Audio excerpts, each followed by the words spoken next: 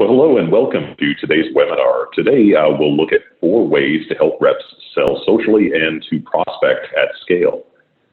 I'm Peter Mullins. I'm Vice President of Marketing with Knowledge Tree. And Knowledge Tree identifies what content drives more sales. It proactively pushes winning content to salespeople through email and through the CRM. So winning content gets used in sales situations. So we as a company, we see content as being one of the pillars of successful social selling, which is why my colleagues and I wanted to get the word out on best practices that we're seeing customers be successful with. Best practices that help reps to break through to prospects and to sell more effectively. So today's webinar is about social selling, and that concept centers on the idea of providing value to buyers through social media, in person, via email, really in any vehicle. I can't tell you which media to use. After all, there's really no right media, as we'll talk about shortly.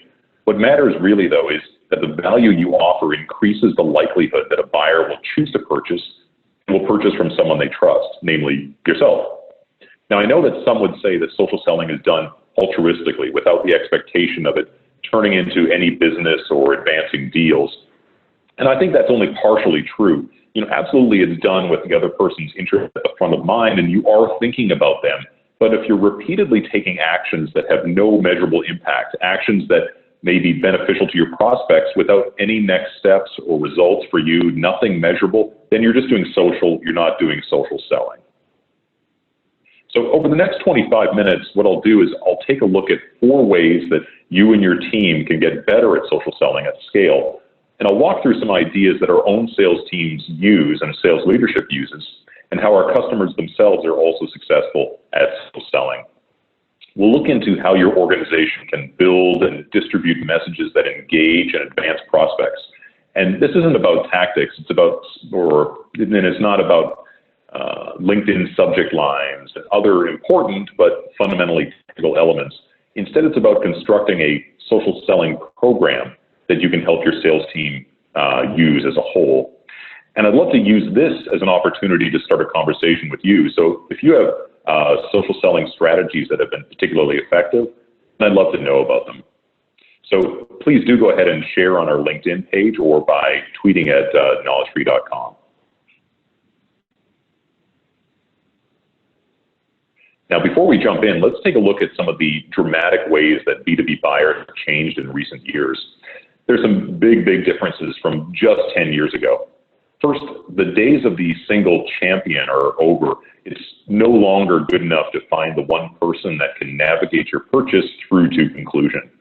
Now, instead, buying decisions are often handled by a committee, and that group might be composed of a diverse array of people from across multiple organizations. You think about, say, purchasing of HR software. It could be, sure, the HR manager, and traditionally that would be the champion, but also there could be influencers, perhaps the head of the organization that hires the most people. It could be folks internally, including the CFO or COO, so diverse groups within your organization.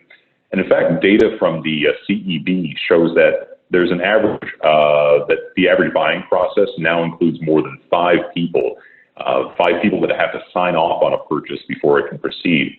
And we've actually seen some other data from 4 Quadrant that shows that there's up to 20 people that are influencers in a given B2B decision. So a decision in your favor becomes more difficult as the size of that decision team gets larger. You're really having to deal with the internal politics, you're having to deal with communication issues and the like. Plus, these decision makers are just absolutely under more pressure than ever. They have multiple projects underway at any given time. And to add another priority, that is the priority you're trying to prioritize, or to reshuffle existing priorities requires a lot of effort, a lot of internal effort. So can you reach these decision makers to convince that they need to push for change in their organization? That's the fundamental question and what social selling is seeking to address here. At the same time as the buying process is becoming more complex, the selling environment is too. There's tactics that worked just a few short years ago just are not as effective as they once were. You just have to witness the high volume of sales development calls that used to generate meeting after meeting. Now we're seeing buyers not taking calls from numbers that they don't recognize. In fact, just ask your own non-sales colleagues whether they take calls any longer from numbers that they don't recognize. the same really holds true for bulk emails. These days, every salesperson is equipped with a mass emailing tool or similar application for bulk communication, but bulk doesn't necessarily translate into more meetings. In fact, many buyers are turning out those communications as well. So when you combine those two meta trends together, what you end up with is a major problem for B2B sales and marketing organizations. And basically, it comes down to this. You need to convince more people that change needs to happen. That's those 5 people that are the decision makers or the 20 that are influencers. But at the same time, the tactics to reach these decision makers are becoming less and less effective. So what does work? Well, the answer is social selling. It addresses these two challenges head on because social selling is about providing value to buyers through avenues they pay attention to. So providing more value that helps them to navigate that internal complexity and accessing them through vehicles that they trust more. All right, so first off, let's consider half of that equation, which is the buyer's challenge. If you're one of the average 5 decision makers, would you be comfortable introducing just any old solution to your other 4 colleagues? Would you expend the political capital that you need to do in order to affect change without being confident about the value, the risk, the effort, the cost that's involved in that new initiative? And the answer is not likely. Would you be willing to disrupt the status quo for a change that has an uncertain outcome? Buyers become more and more risk averse as the number of decision makers rises. So you need to have your buyers convinced that the likelihood of successful outcome, one that positively impacts the company and the decision makers themselves, is really worth the effort. So you need to convince your decision team that change is worth it. And that means expanding the trust that prospects feel toward you and your team, and giving your buyers information like reasons why change will deliver results that matter to the decision team and the company, and why that change should be prioritized. You need to provide things like proof that it has been achieved by competitors and peers and how they did it. You need to provide a business case that demonstrates how to go from today to positive return or a positive outcome. And this kind of business value helps the decision team to internalize and convince their 4, 5, 20 other colleagues that change is worth it.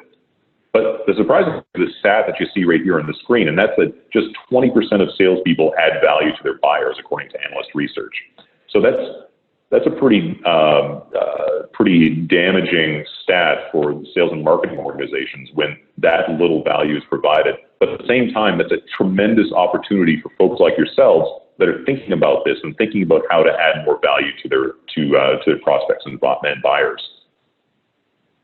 All right, so let's get down to the 4 strategies that I like to talk about.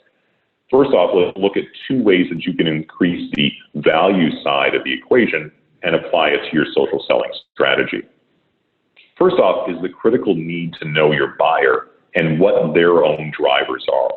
When you understand the principal pains of your buyers, then you can help them to make better decisions, and you can also make better decisions about what messages will resonate with them. This isn't just about tweeting out every article that comes across your Twitter feed or sharing and liking every item that appears in your LinkedIn newsfeed. Instead, your marketing or sales leadership teams may have done some of the persona management exercise already, and you should definitely take advantage of the work they did. If not, or if you don't have access to that persona analysis, definitely take the time to do it yourself. Basically, what you should do is break your accounts and individual decision makers into major groups of archetypes based on shared pains. So that grouping is typically done based on demographics like industry, size of company, could be geography, title, business pain, persona. But consider grouping your prospects and your prospect accounts based on not only their demographics, but also what they've done, their behavior, like whether they engaged with certain parts of their website, or they've been tweeting out certain kinds of information, or hiring for specific roles, or maybe there's particular kinds of news coverage that has been appearing about that particular company. And when you create, then you can create streams in Twitter and LinkedIn using social media tools like Hootsuite that identify when content on these key pains comes up, share them with your audience, and then and also directly to specific individuals when it's especially meaningful to them. The important thing to remember here is it's about resonance with those archetypes, resonance with those persona. It's not just about volume. It's not pushing out large numbers of tweets and LinkedIns and shares. You're trying to increase the trust level that you have with your prospects. And that requires getting information that's resonant to them, information that matches their own persona. Clearly, you're not going to be able to do that if you have hundreds of personas or you're trying to target individuals on an individual, absolutely individual level, and you have, especially when you have hundreds or thousands of prospects. Instead, look for those groupings so that you can share out those materials at scale and then narrow your focus as you move forward. Okay, moving on, let's take a look at the second way that you can add value. So first way was about identifying personas and groups of accounts and groups of prospects so that you can better manage communication to those archetypes before you go and hyper-personalize down the road. Now, let's take a look at the second way. Well, your buyers themselves may often be specialists in a certain industry or a certain function area. And I know if you're like me, it can often be very intimidating and difficult for salespeople to add value when they don't understand the fine nuances and needs of prospects. So for instance, imagine a CIO looking at email security systems. If a salesperson doesn't understand the technical demands of a winning solution, what an environment looks like, what are the technical hurdles, what's the day-to-day of a CIO, why should the CIO pay attention to that salesperson? Now, instead of adding little value and just being part of the noise, tweeting out whatever comes across your feed, recognize that you just don't have all the answers. Instead, identify who are the experts in your space, both internally and as well as third party, those individuals that can truly add value from a technical or from a functional focus perspective. So do your research, absolutely. Understand the market and drivers as much as possible, of course, but just don't imagine that you can be a thought leader on day one. This is something that you have to build up to, but you can get ahead by identifying who are those thought leaders that are adding value out there and acting in more of a curated role to identify what matters. So this comes back to your marketing team internally in many cases. Often your marketing team will know the importance of great content, but they themselves can be limited by their own biases and knowledge. So a marketer at that same email security system company is just as likely to not know the nuance of the technology as a salesperson. So will they get experts involved to build real content that your prospects want, real content that's a real messaging that you would feel comfortable sharing with your prospects? It's definitely not a given. But as salespeople, you have the unique leverage of knowing what prospects are demanding. So build a partnership with marketing to produce and identify the content that your prospects are hungry for. And don't be satisfied with lightweight material or content that focuses on your company itself. Instead, insist on materials that will actually be valuable to the persona that you identified in that previous step. And at the same time, you need to develop a voice. Just simply retweeting or sharing content is fine. Simply sending an email that has other people's opinions is fine. But when you commit to a perspective that's contrarian or challenging, when you identify your own personal brand, you can break through the sameness that your prospects are stuck in, the sameness that your competitors are stuck in. You can be heard, and that does require an investment of time, but that kind of return can be worth it. Now, again, this session is not about LinkedIn tactics, but make sure that the primary sources for the information that you're using are current, they're accurate, they're compelling, and they match those persona that you've identified as the first step. Now, I'm not going to dwell on LinkedIn tactics. There's plenty of great resources out there. But as a first stop, absolutely make sure that your LinkedIn and other social profiles communicate the value you bring as a potential prospect. That means using the summary fields, using those visuals like your photo and other kinds of content you can place in your profiles in order to communicate what you need to communicate to those prospects. Okay, so we've looked at getting the right messages to the right audience, and I can't overstress the importance of that. Scaling your social selling is not about reaching out to more people. It's about having more meaningful conversations with the right people, and those are conversations that result in change and action. So now let's move on to the other side of the equation. The greatest message that you have is of absolutely no use if it doesn't get in front of the right people. So let's take a look at best practices for getting your message heard and acted on. Much like you investigated the messages that matter most to your buying persona, you should look at behavior profiles of your prospects and decision teams. What tools do they use on a daily basis? Some people rely on email, others LinkedIn, others web browsing, and still others just focus completely outside of that digital world. But focus your attention on the channel that has the greatest hold on your prospect's attention. People that swear by Twitter, that swear by LinkedIn, well, you need to look at the reality of where your prospect's going. So share, comment, create content for that channel, and become an expert in the nuance of, say, LinkedIn, if that's your best channel. Yet the reality is, for most buyers, the best channel is not a single one. It's not just Twitter. It's not just LinkedIn. It's likely instead going to be a multi-touch approach that you should be taking. After all, when you think about it, a single email can be blocked or ignored, a LinkedIn post overlooked, a tweet just lost in the fire hose of content. I mean, you just have to go back to your own LinkedIn feed and see how quickly one post can disappear into the noise as the day progresses. Same goes for phone calls. They may just never be picked up. So when you're confident that you have a powerful message that will resonate with your prospects and those persona that you've identified, when you know that that message is adding value, then you should have the confidence to push it across multiple media. It only seems like repetition to you. Your prospects aren't receiving every last publication of your message.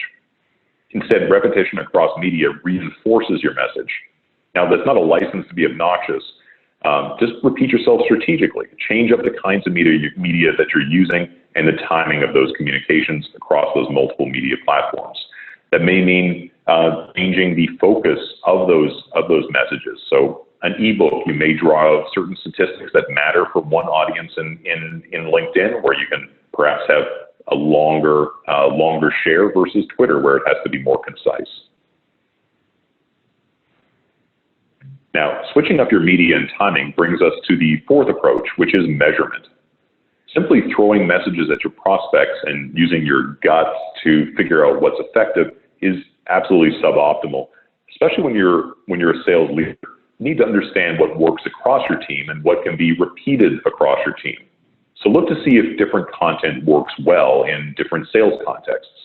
For instance, you might have a certain message that opens up senior executives that fails for technical ones, or it might work for certain industries or for certain stages in the buyer's journey.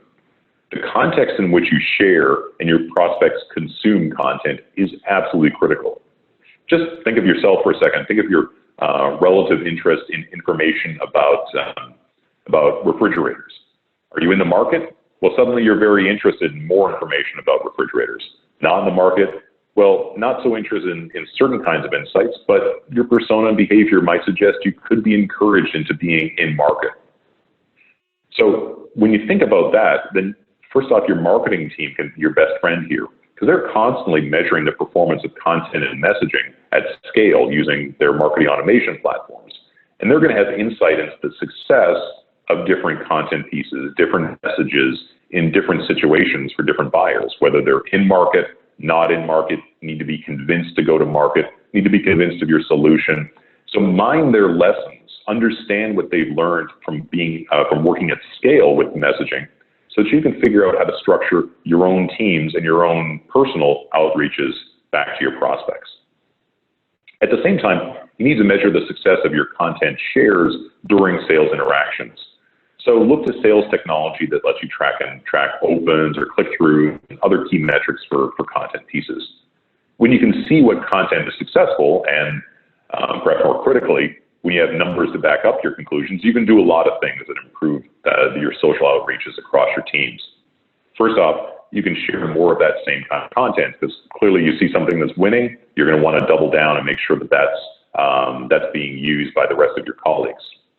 You can avoid content that just isn't performing.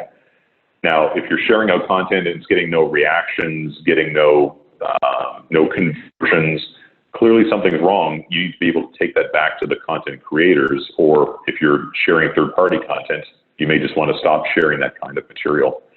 You might discover that you can share more content with specific persona, or you might want to change your persona.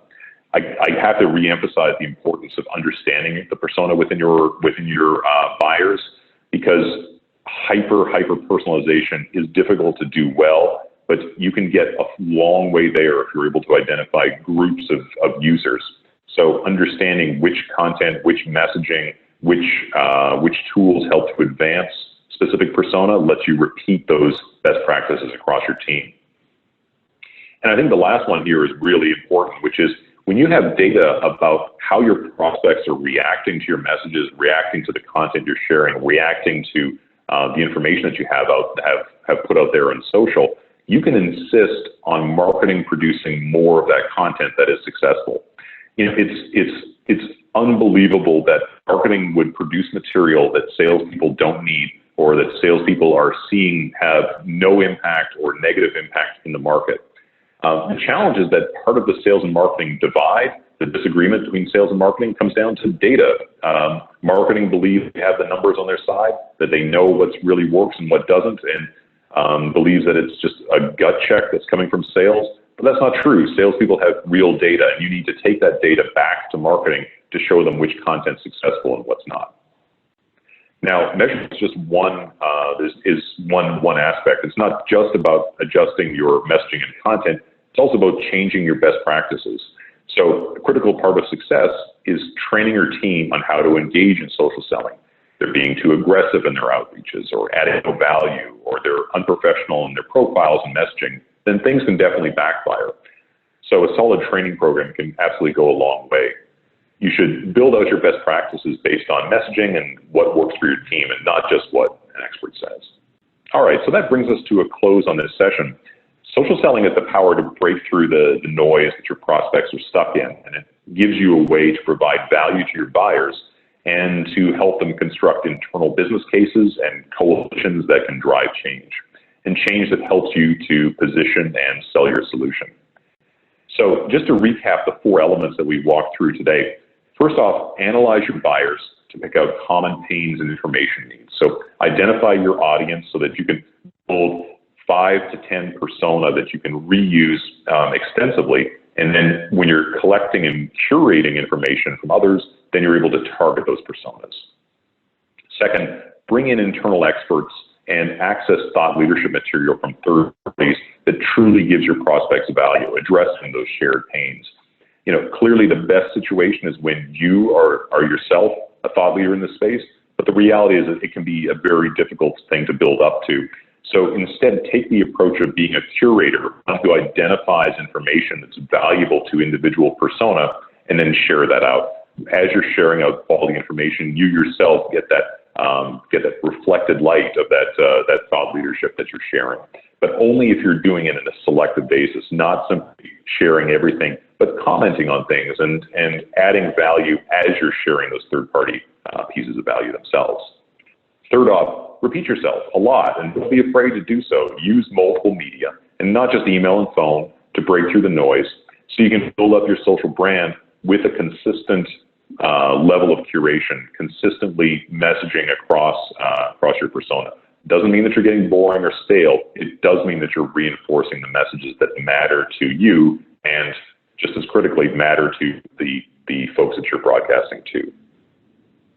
Fourth one, measure, absolutely measure, and get someone else to measure. When you have data on your content performance, when you have data on what sharing is working, the context in which it's sharing, then you can share materials with greater chance of resonating, and you can push your colleagues, those people on your team, to produce more winning content and to get that out to the rest of the organization.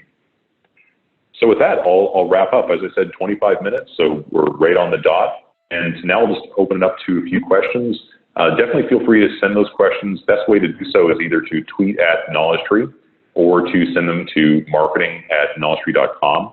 There were a few that came in through social, actually, a little bit earlier, and I'll just go through a few of those and see if we can answer them. First one I see here, what are some other ways sales can build a partnership with marketing? Yeah, I think that's a good one. There is that classic sales and marketing divide that we hear too often, and I think really what it comes down to is marketing needs to appreciate that the materials they're building, the persona that they're building, the content they're building for sharing, that it needs to work in the real world. Too often marketers will focus on top of funnel content only, things like infographics and lightweight material. But you have to think about what the prospects themselves and what those 5 decision makers across the organization actually need in order to affect change. Is that an infographic? Maybe. It might get their attention. But what really is needed is a collaboration with sales to understand really what are the friction points within the selling process, so that the right kinds of materials can be built out in order to help them to generate a business case internally. Again, that business case for affecting change. All right, next one up, you mentioned we should avoid content that isn't performing. How can we know if content is working or not? So there's 2 ways that you can do that. There's basically inputs and outputs. The inputs are more classically vanity type metrics, I think is what they're often called. So are people resharing material that you have? Are people following you? Are they liking the material that you're putting out there? That's all useful, but what is truly useful is revenue. That's the number 1 metric for anything. And you need to be able to link back your outreaches, the messages and content that you're sharing. You need to be able to tie those back to revenue itself. It does, in some cases, require tooling, or it may require someone within your sales operations or marketing organization to help do that. But the value of that is tremendous, because then it lets you actually know which content is going to work best. So the question from the audience here, what is at least one way that you can find out the best channel with which to reach a prospect? Yeah, that's a great question. I think I would look at it in terms of in 2 ways. One is identifying it based on the persona themselves, and the second is through measurement. So from the persona themselves, what I mean is look to some examples of folks in your key persona. So say that it's at email security and you're selling to CIOs. What are the target CIOs that you're looking at? What are they interacting with? What are they liking and sharing? So there's social media listening tools out there that can help you with that, that can identify which types of media they use. Like I was saying in the second section, the third section, you should definitely share across multiple media in order to reinforce it. But if your persona are living in certain LinkedIn groups, or they're only on Twitter, or they don't actually use social media at all, and all that matters is third-party content coming through email, you're going to have to figure that out through measurement, and that's something that may take a bit of time. So looking at which content people actually interact and engage with. So just coming back to put this a little more neatly. First thing I would do is identify a couple of your key persona, identify who are some of these leaders, see how they're interacting in a social sense, using social listening tools that are relatively inexpensive. And you can see whether they're using a particular tool like LinkedIn or Twitter, and if they're not, then I guess that in a way answers the question, because you may want to instead share materials through more direct vehicles, like say email or online advertising that are maybe account-based in targeted and account-based way. Great, so we're at the bottom of the hour. Thank you very much for those 3 questions. Very much appreciated. This is going to be recorded, and we'll be placing it up on knowledgetree.com. Definitely encourage you also to take a look at some of the functionality from KnowledgeTree, where you can proactively push recommended content to salespeople so they can share content that's proven to win either socially through LinkedIn, Twitter, and Facebook, or through email and on the phone. Again, thank you very much for your time, and please do watch out for next month's webinar, which we'll be distributing shortly.